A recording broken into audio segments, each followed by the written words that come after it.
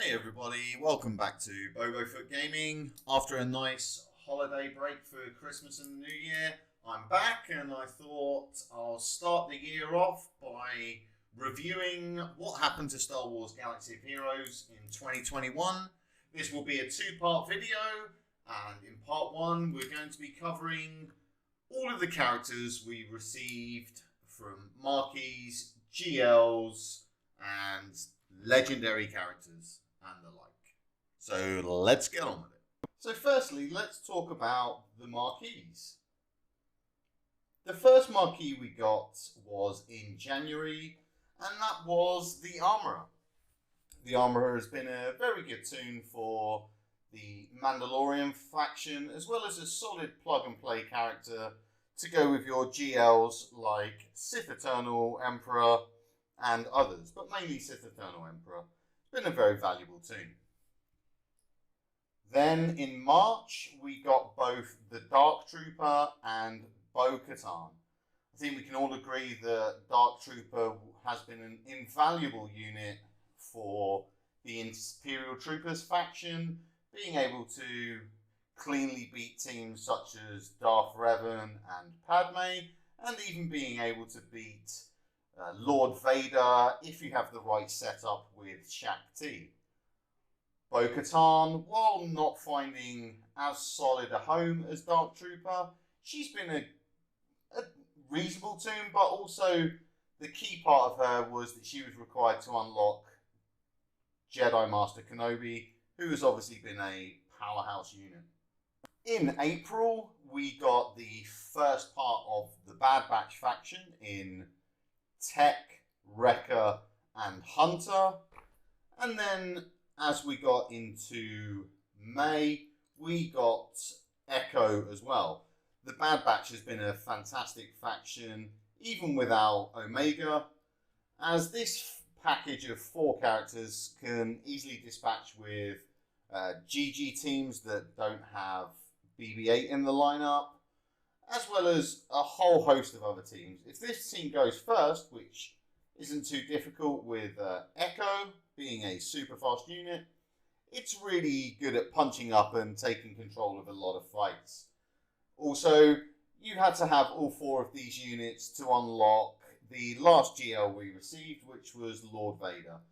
So you both got to unlock a really good unit, and you got a very, very powerful team. Even at low gear, these teams have been good in Conquest. They've been able to punch up against Geo teams, even if you only had them at gear 11. While not super relevant, it's still been very important for game modes such as Grand Arena and Territory Wars. As we got into July, we then received the last part of the Bad Batch unit in Omega. On paper, Omega looked like she was going to be the last piece of the puzzle to make that Bad Batch unit very powerful with, as CG said, high single target damage. Omega has been quite underwhelming. She's a slow farm. She's not a super great unit. And CG even made changes to the cam mission to allow you to use Omega and the Bad Batch. But even then, it's just not as good as the Shakti plus 501st clones. So she's been quite a miss, to be honest. Then there was a bit of a lull until we got to October, when they released Fennec Shand. Now, Fennec Shand has been a fantastic unit, and one that I believe a lot of people will be farming in preparation for Boba, Scion of Django. But she's been a great unit nonetheless. A Gear 11 Fennec has been useful in Conquest. It's allowed you to do a lot more with the Bounty Hunter faction and allowed you to get that red box. Outside of that, she's still a great unit with the Bounty Hunter faction or the Scoundrels with BAM in game modes like Grand Arena and Territory Wars. So she's been a very good unit and a very nice addition to the holotables. As we got into November, CG gave us the first of the 4 Marquees for Starkiller, which was Dash and Kyle Katarn.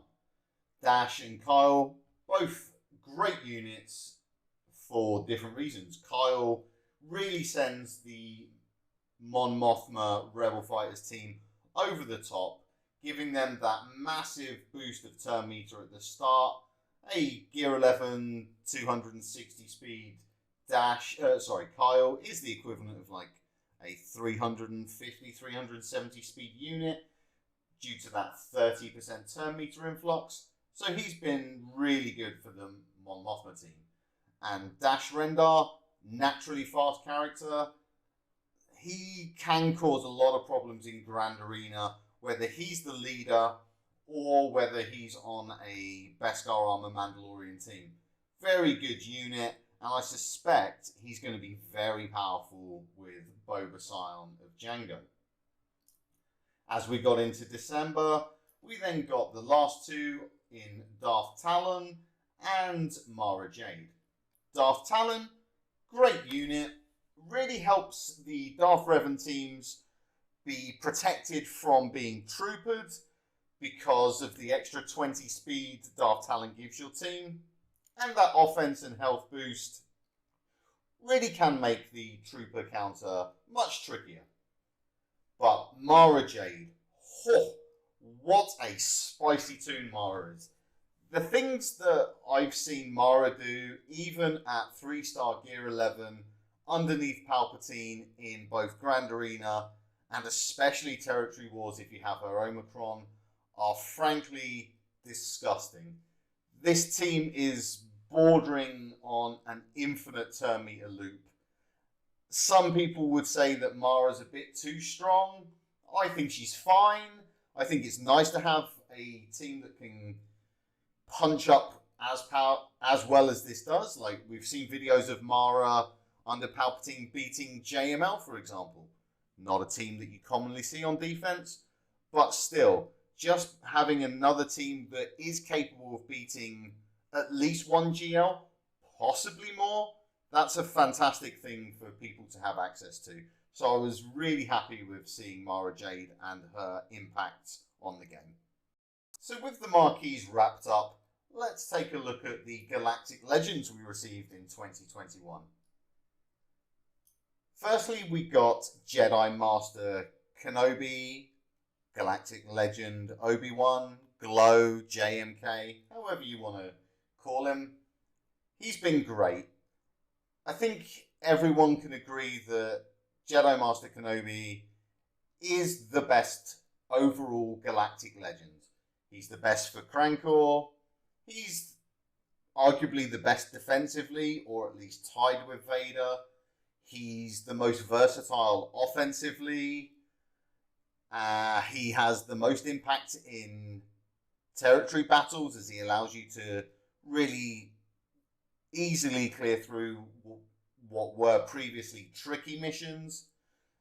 He has the most benefit to your roster, and he's been a great character, especially when paired with his best friend there in Ahsoka Tano. Those two combined are a hell of a team.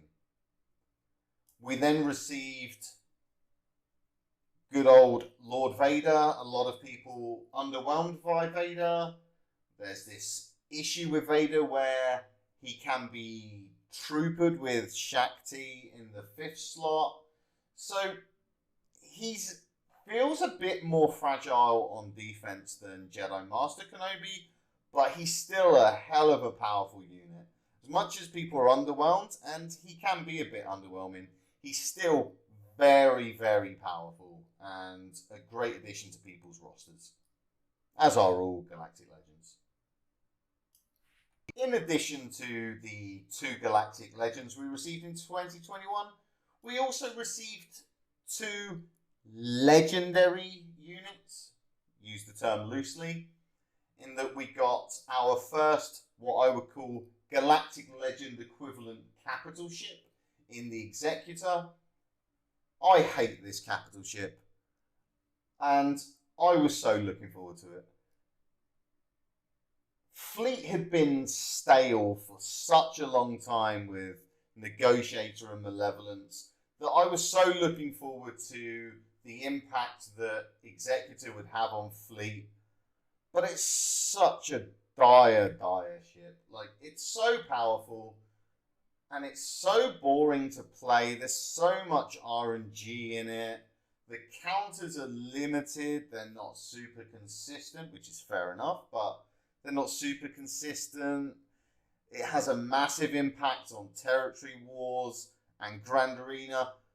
Far too much impact, in my opinion, but the ship is powerful. It is insanely powerful. It's so much more powerful than all of the other capital ships, and it's a great addition to your roster, but I personally don't like what it has done for the game. The other legendary unit was obviously Starkiller. Jury is still a little bit out on Starkiller. He hasn't had the impact outside of Grand Arena that people would hope for, and that might be something that changes in time as people experiment more with his funky restrictions for team compositions. But from what I've seen, I don't have him myself, he looks like, with his Omicron, a very, very solid pseudo-GL level character for Grand Arena. And with the crystal income coming mainly from Grand Arena now, that's a nice unit and a nice Omicron to have. We'll see over time more counters develop to deal with Starkiller, of course, but he's certainly a powerful unit for those people that are focused on Grand Arena, that's for sure. Well, I hope you enjoyed the video, and I hope you'll tune in again tomorrow, where we'll be going through part 2, and we'll be talking about all the new game modes and changes to game modes throughout the game. So see you tomorrow.